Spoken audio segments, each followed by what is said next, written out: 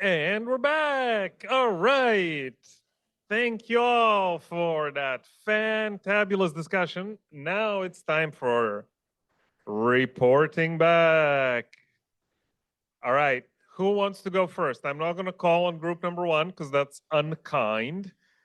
Instead, Megan will run the microphone over to whoever wants to go first. Does anybody want to go first in reporting out? Who wants to go first? And I act as your stenographer. Okay, so, Ken has volunteered, I think. Ken, what group are you? Ken. We are number one. Well, okay. We're number one, yeah. Go. Okay, so we were talking about relationships with municipalities and school districts. And we were dealing with several different examples of how we can do that. I think we had description of one where we had one nonprofit working with a city where the city came to talk to them and asked them for their services. And they maintained that through ongoing relationships between the board members and the various city staff members who were responsible for finance and park operations and the city arborists and whatnot. And that trust that they had between them worked very well over the years. We had other examples of, well, I guess trust is a big category here. We had another example where we used memorandums of understanding between a school district or a city and the nonprofit to spell out what the expectations were, and that works well in some cases. In other cases, it doesn't. I guess there's when trust breaks down, you lose the ability to continue. That was our summary there. All right, Ken, thank you. And I do appreciate you going first. Fantabulous. So because we had group number one doubled up, oh, no, okay, group number two, no, let's go to the other group number one. Group number one, what would you add? Group number 1B, what would you add, Ray? Okay, we can add just a little bit because those guys are really good at schools. One of the best ways suggested at our table was work with the parents. Because the parents, they have the kids at the school, they have contacts with the teachers, they know the school board members. So go through the parents first, and then from that you can work with the scouts in the environmental club and pursue the planting and the care of trees. The other idea, I'm trying not to repeat too much here, they are somewhat similar, is connect with the school district's facilities department, perhaps, as you said, with an MOU, good working relationship, connect with their workforce too, not just those in charge, especially giving recognition and time and appreciation to the maintenance workers who in the end are out there mowing and blowing, putting the water on the trees and such like that. Also, you can bring in local arborists as I think transactionally, you're bringing in experts to the school grounds that weren't there before, that can give credence to your planting and credibility. And if, I think we've already said this twice, but we'll say it the third and most important time, have a good solid relationship with the operation and maintenance department up and down the entire tier of people. Hey, thank you, Group 1B. Outstanding. Who is going to go next? We'll go education. Whoa, education. Hold on. Whew. We have two of good. those? Oh my goodness. Hi, everyone. My name is JP Renault, and I'm the executive director of Canopy up in the Bay Area in Palo Alto. And this table is really powerful because we have, I used to work for Tree People. We have another alumna from Tree People. So I have Tree People, Canopy, City Plants and California Climate Corps here. And so between all of us, there's pretty robust cross-sectional examples of educational programs. I want to say first that from a mission perspective and from a strategic perspective, having an educational program is so, it facilitates the conversations around accepting a tree, around being good tree stewards, about the idea of community forestry.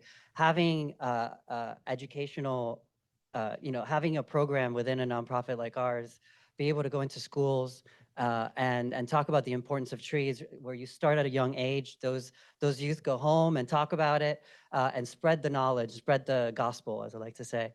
So both at Canopy and at Tree People and at City Plants, there are a lot of, there are kindergarten through 12th grade programming. Obviously from the kindergarten, the elementary school level, it's good old getting into classrooms and talking about trees, and we have Trees is Fun, Planting Trees is Fun, right, programming.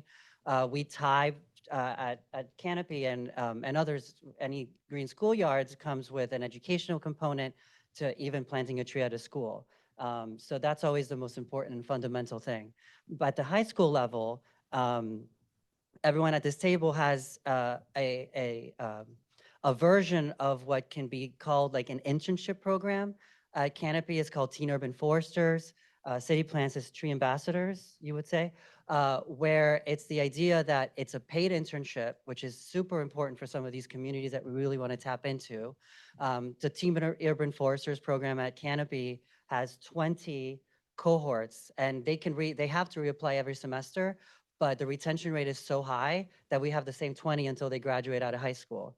And it's 10 hours a week, and they come into the field just like Tree Ambassadors. They come in the field, they learn about tree planting, tree care. They get their hands dirty, literally, but they also learn really important just life skills, public speaking. At Canopy, because we're so lucky to be in Silicon Valley. Recently we got LinkedIn to be interested in doing resume building and interviewing skills. Financial literacy is important. And we were just talking about how important it is because these cohorts, same with Tree Ambassadors at City Plants, these cohorts are our eyes and ears in the community. So they're the ones telling us what we should be looking out for, what should we be thinking about, the sensitivities, the needs of the community. And then the way to evaluate those programs, both of us, we do the same thing, is that we ask them, how did it go? And their surveys, their analysis of the programs makes it better for the next cohort. We literally had one yesterday for the Teen Urban Foresters, telling us like an assessment of the program, where they would like to grow. We want to grow, at least at Canopy, we want to grow our Teen Urban Foresters from 20 to more in more geographic communities. But we asked them, how should that look in another community, so that we learn from that. And Tree Ambassadors, I just wanted to add, Tree Ambassadors is young adults. It was young adults to adults, so it wasn't high school students. They've already graduated. So that's the only thing I wanted to add to that. Which is actually what I was going to say, is that I think our dream is to have this through line, or if somebody wants to be a freshman or a middle school even, we have middle school students teaching elementary school students about trees, which is the best way to do that. But the idea of having a through line from a working age, 14, 15, all the way where if I want to stay with the program after I graduate, I have an ability to come back. And all of a sudden it translates from education to workforce development in a really nice kind of organic way. That's where it becomes, there are two people here from California Climate Corps that are examples of falling in love with this work early on, and they're still at the table. So that creates kind of not only an informed society, but also a skilled society that can support our work. And lastly, I'll just say that it's also, I think, our responsibility to give some of the communities that we're working in, the low-income communities, not only the ability to sustain our work, but also to be able to tap into this economy that we're all working towards making it. They deserve to have the skills to be able to be part of this economy. So I think education is really the tip of the spear for our work. Ooh, okay. I will put that down. Thank you, JP. All right, group 2B. Igor, do we Oh. have time for a question before we report out real We quick? have time for question. question. Go. I have a question for you. How do you address the liability concerns with, putting tools into a young person's hand and moving trees and planting trees? Could you address that? We have paid staff members so at Canopy, the Teen Urban Foresters program has a full-time staff member that is their mother, their teacher, their mentor, their therapist. So this comes with some investment as well, because it's not just that you do have to have an adult in every tree planting. Staff members, Arlene is over there, she's one of their mentors. We have to be there for liability purposes, but also because some of these communities that we're working in have a lot going on, and we're their second home. And I just want to make sure that that's also pointed out, that these programs are important, but they need to have funding and real investment to make sure that these cohorts of young people are supported, not only financially, but also emotionally too. There's a lot going on. Juanita on our team is, like I said, she's a therapist, she's a teacher, she's a mentor, and they also need to be, that staff member also needs to have some support for that. Or yes, we actually just went to a PEO, which is like an HR consultant, and it took 2 months just to convince them to bring them on. It's doable though, we did it, so it's doable, but we have as young as 14 that workers' comp insurance does cover.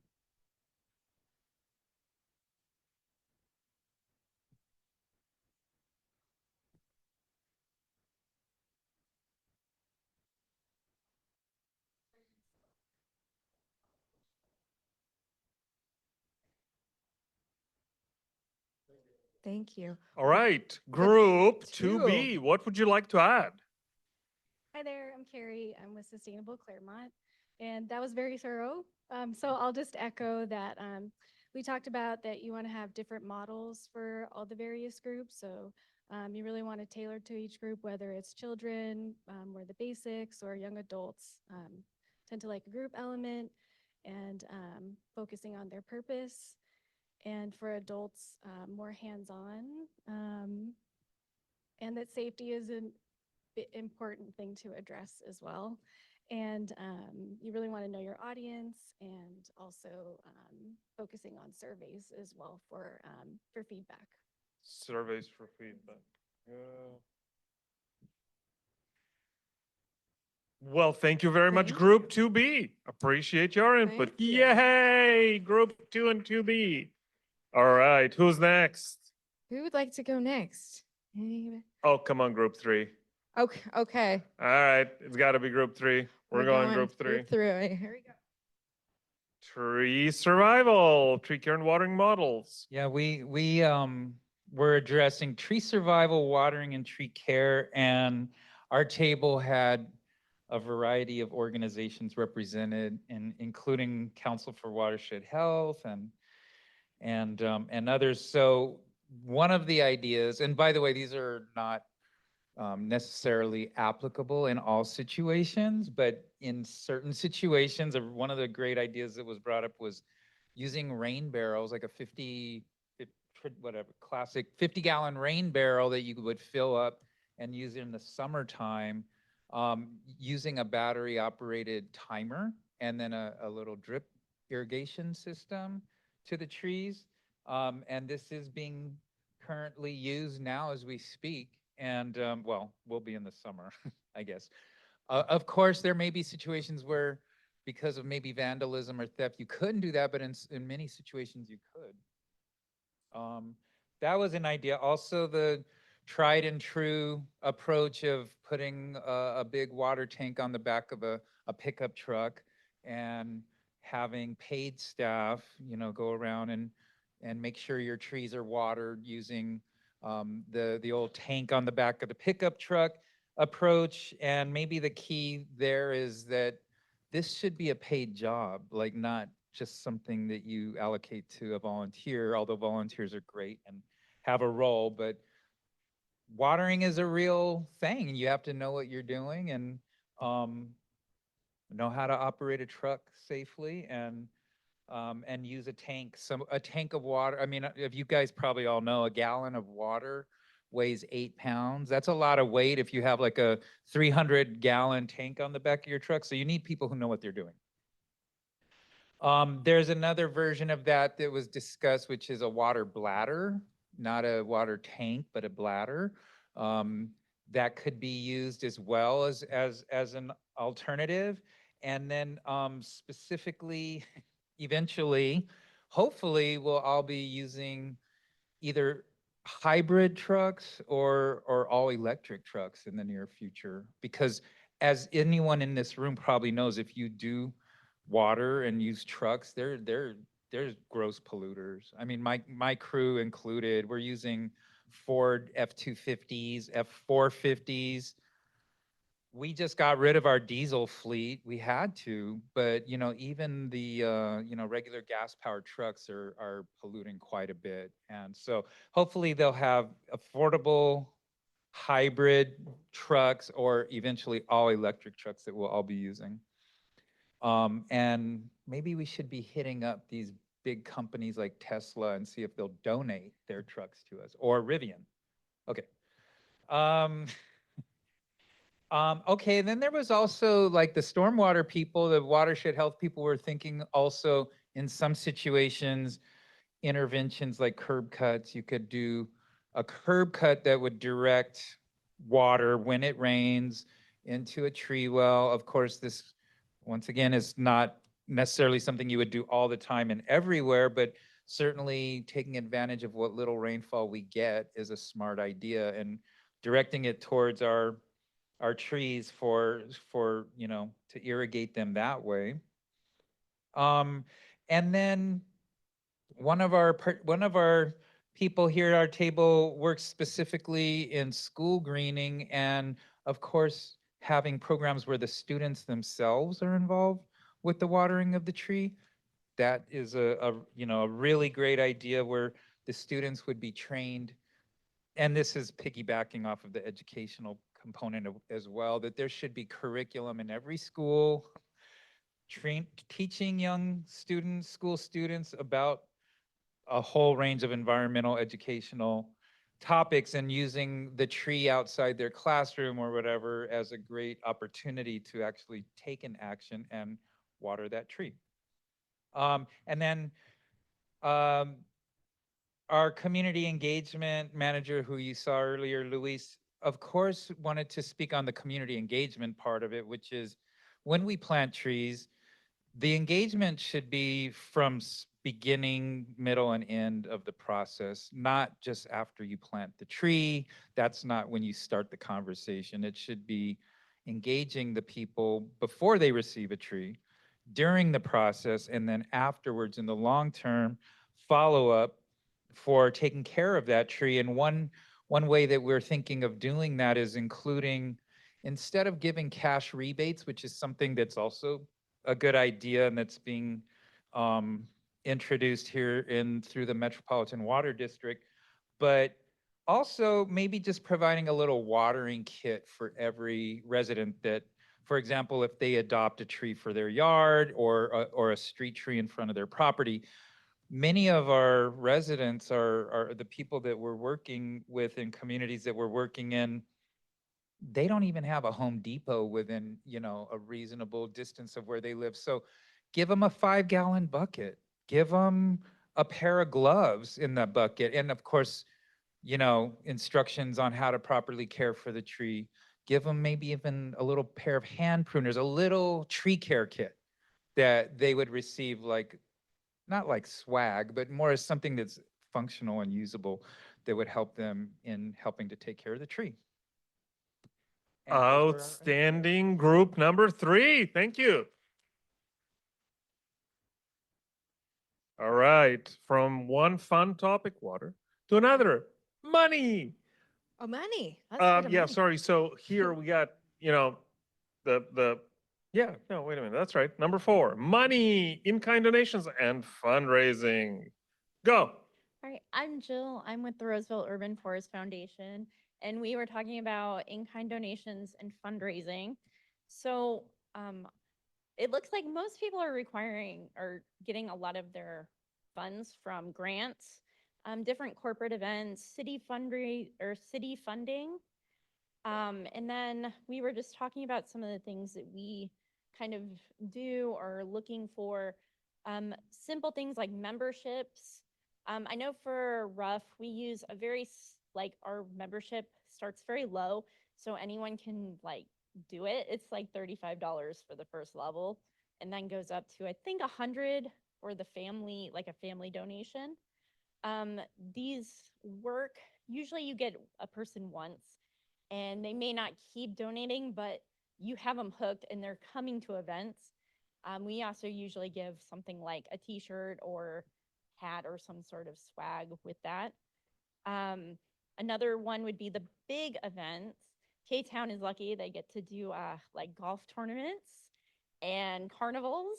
So that would bring in a lot of PR and different ways to get people involved.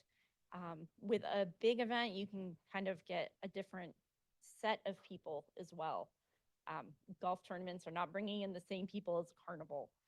And then you can get a lot of great PR if you have the ability to really get that out into the news media. Selling things, simple swag, t-shirts, hats, bags, whatever you have for your organization. Sorry, that's what I was looking for. And then just a couple different things like Big Day of Giving is very big in the Sacramento area. A lot of people do it. It's also a great way that you can kind of use like your personal network as well.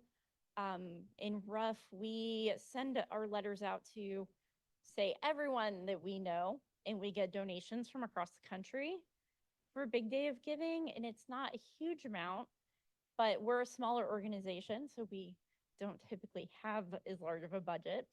But again, we get, you know, people from everywhere, the East Coast and beyond. So, and it's more like I say contact my family, and my family lives everywhere. So it's using your personal network as well as the normal people who really love trees that we're already hearing from.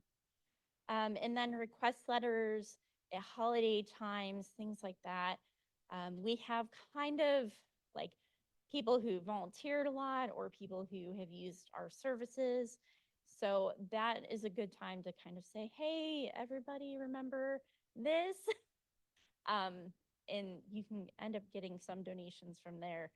And then we're talking about Amazon Smile, if you've heard of this. Every time that you purchase something from Amazon, basically you can give to an organization at the same time. I believe some other companies do this as well. I know you can get on a list with Target. I believe they still have that. And sometimes other organizations will do it. And then I'm going to talk about a couple of small things because Megan really wanted me to talk about them. I've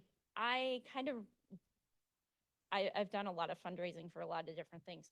So a couple of things that we have done specifically with Rough is we do trivia nights, which this isn't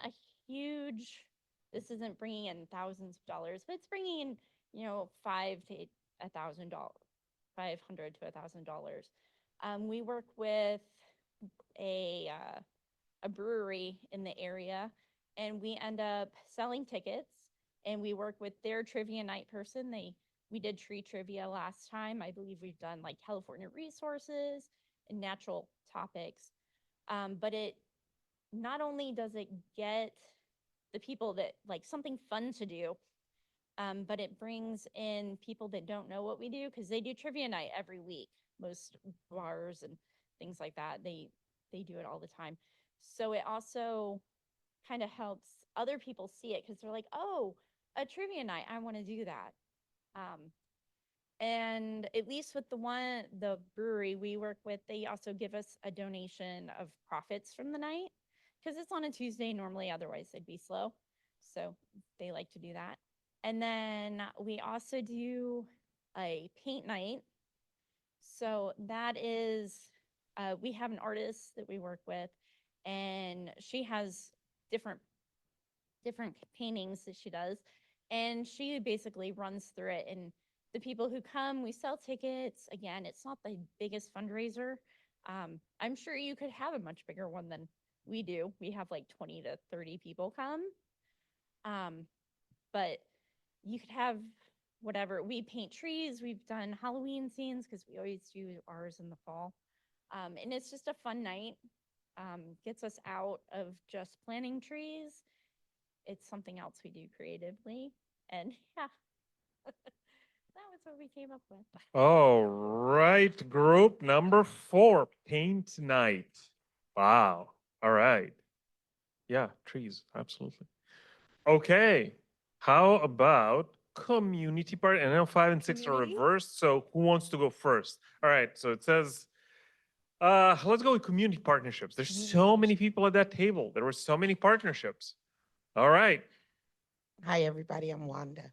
I'm going to admit to you that we didn't get to dive very deeply into best practices, but what we did learn and discuss was how important the relationships between the people are, right?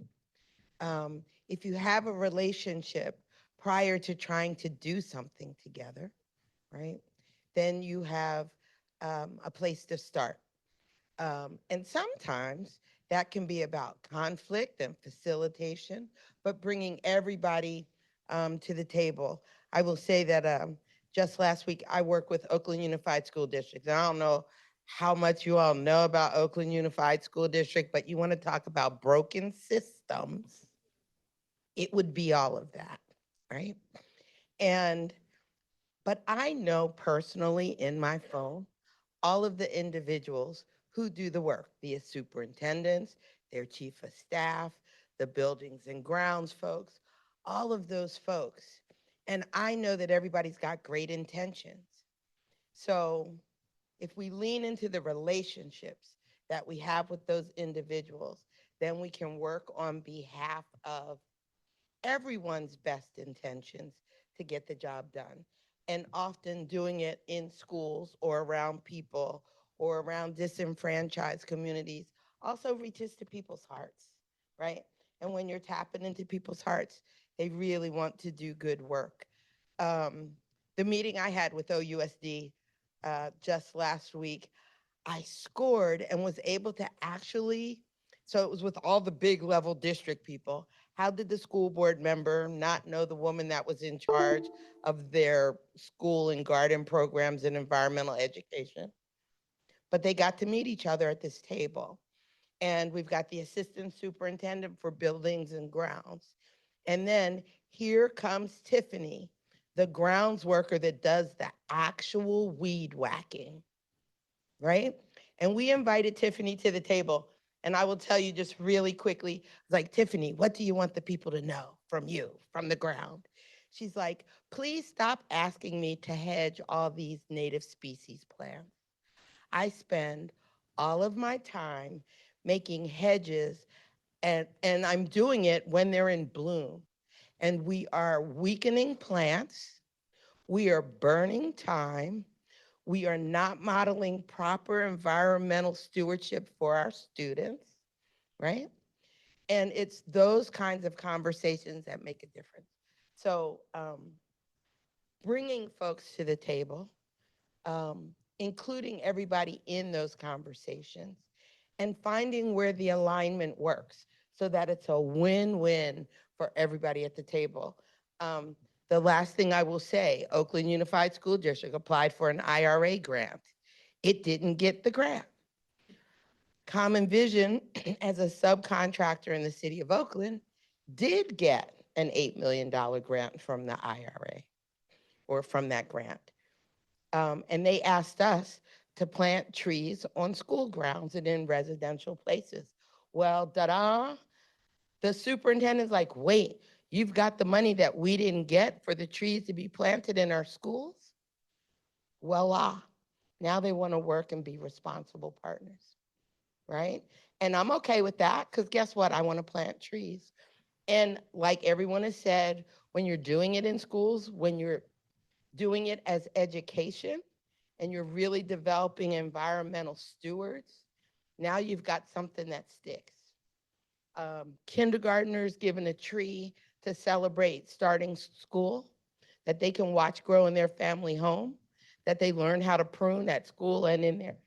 Now they take care of not just that one tree you gave them, but the trees in their schools. And oh my goodness, the trees in the neighborhood, so forth and so on, and that leads to careers. So best practices, be good to one another, and don't work in competition, and do find where we all align. What, is there anything that you all would add to this? We didn't get to go deep into it. Is that a, oh, you can add to it. So I'd love to piggyback off of the really spot on things that you said and just take a really brief moment to talk about relationships with tribal communities in California and how this has to do just right in the same vein. I mean, we have so many people in our own communities and in disadvantaged communities that we're working to serve on a daily basis in our urban environments. But then when you go to our urban wildland interfaces, there's an even larger subset of folks that really need a lot of support. And I have had the privilege of being able to work closely with tribal communities in San Diego County. And a lot of people look at tribal communities in a couple of different ways. Number one, they see it as an amazing resource because a lot of places in California where you get a lot of funding don't have a lot of the disadvantaged communities to support getting the funding in those applications. So a lot of people are eager to work with tribal communities in order to try and get access to some of that funding. But when you do that without having that active relationship beforehand of building the relationship with the tribes and their community members, then all of a sudden you are not playing the role of the helper, but the role of somebody who is now trying to extract something more out of those communities.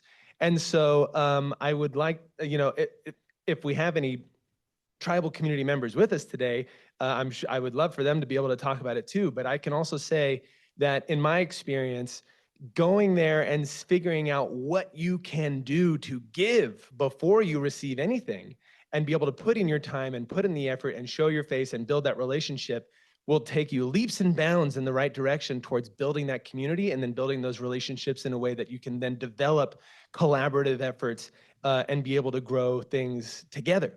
And so similarly to working with disadvantaged schools, when trying to develop relationships with the tribal communities, get out there and work with them. And they're kind of like an invisible force around us. I mean, they're here. They are the first people of this area, but they're not always in the light or visible. And part of that doing and building a relationship is helping them not just with their visibility, but also supporting their agency and then listening to them, to their problems, and helping build out from there.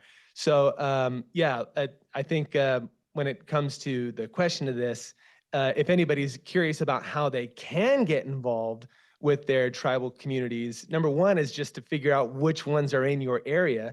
And we have the Kumeyaay, Capeño, and Luiseño Indians down in San Diego County, but there are organizations that focus on doing strictly tribal relations. And I don't know how far their reach goes, but down in San Diego, we work with a group called the Climate Science Alliance that work with a ton of tribal outreach and education. And that is a perfect, I was given an opportunity to give a talk and a demonstration and an introduction for a tribal council meeting with the Climate Science Alliance. And I got my turn to get absolutely grilled by them, which was totally necessary and righteous to be able to find out who outsiders are that want to get involved. But yeah, there are opportunities out there where you can get the introduction, but you have to show up and do the work, and you have to give and not take. And then after you build that relationship, then find ways to do the collaboration. Yeah. All right. Well, thank you very much, Group 6. And I think, Wanda, I wrote it down as available grant funds as a way to open conversation with new partners, as opposed to, hey, we got the grant and you didn't. Now you come to us. So we'll like I said, yeah, we'll do the diplomatic phrase. But I thought that was a really insightful. Can I just check in with my table members and ask them if there's anything they wanted to add? Go table. Nothing. Thank you. All right, thank you, table 6. All right. Oh, right, 6-5, sorry, this, yeah, they got, anyway. Last table, tree species selection. All right, go table 5 or 6, depending on your. Okay, so yeah, we had a lot of great conversation about some of the strategies and issues people have been facing around this topic. So I guess maybe I'll start with some of the problems. One thing that came up was this sort of rising interest in native plants in our urban forestry, advocate groups right now. But there being a bit of a tension there between, we don't necessarily know how our native species are going to respond to a changing climate where they may be growing in weather conditions that they never experienced before. So one topic that came up was looking at the idea of climate analogs. So those would be places that today may resemble the climate that your area will look like in the future. So for kind of the LA area, we talked about a few possibilities, which included like southern Texas, northern Mexico, Sonora area, Chihuahuan Desert, that kind of region, and even further afield, some parts of Central and South America as well. And we also talked about kind of, the possibility of, maybe we need to start thinking about native as a broader, more bioregional idea, so that we're not hyper focused on maybe the plants that grew here in 1900 or 1500 or whatever date you want to pick, but rather the plants that are connected to our local ecology and will thrive there in the future. We also talked a little bit about being aware of pest migrations as something that might threaten a new species introduction. If you're you don't want to do all the work of testing and bringing in a new species only to realize that there's some pest in your local area that's going to absolutely devastate it, or one that's might be arriving imminently.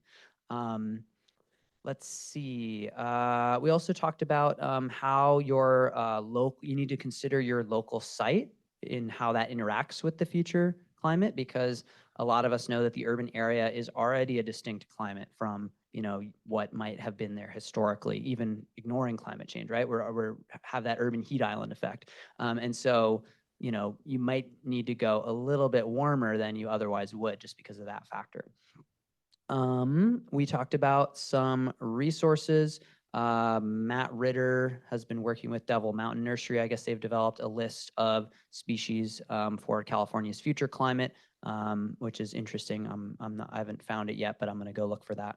And then finally, you can do all of the research that you want to and get some great ideas of the possibilities, but ultimately you have to do the trials and the testing to find out which species are actually going to work in your local area, because we may think that California's climate might be moving closer to like Phoenix or something like that, but there are differences, and there will be differences even in the future. We saw this winter that we had a very wet, cold period, right? And so that's something that kind of desert area doesn't experience as much as we do. So some trees from that area might do well, others may not. So we have to actually test them, start out, see what works, monitor them to, especially if it's a new introduction, make sure it's not going to become an invasive species or something like that. And then the ones that are the most successful, then we can start to grow them more widely. So yeah, I think that about covers it. All right, last table, tree species. Wow, fantastic. Is there a comment, question, concern? Victoria is pointing. Okay, we have at least 2 comments, questions, concerns. So I'm going to let Andy go. Matt Ritter's site, Select Tree. Everybody should use it. That's going to give you a lot of details. Education. I'm going to do a shameless plug for an app for kids called My Tree and Me, funded by Cal Fire.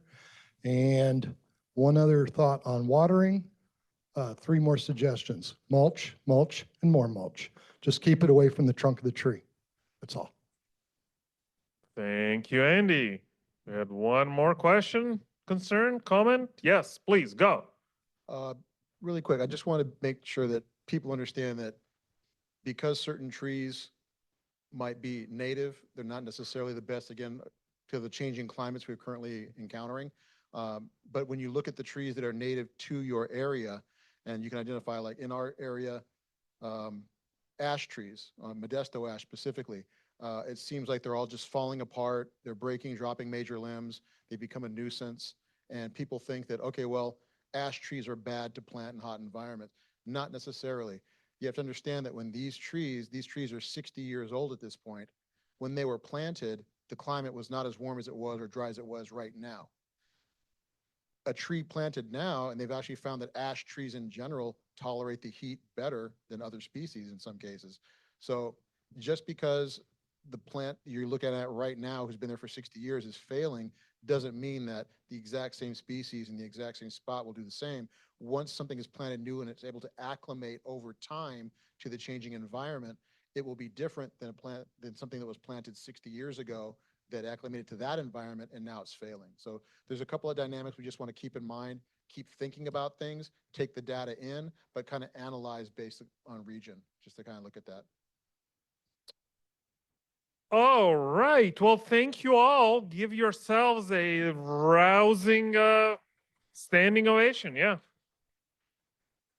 Yeah, that's a weak standing ovation. All right. Well, thank you all for the wonderful round tables. You are free to. Oh, Megan wants a 5-minute break. All right. 5-minute break before our next speaker. Fruits, coffee, restrooms, chocolate. Wait, chocolate? Where's chocolate? Oh, there's chocolate by the fruit, I'm told. Go get it. 5 minutes, bathroom break, and then we continue. Thank you all. And there it is.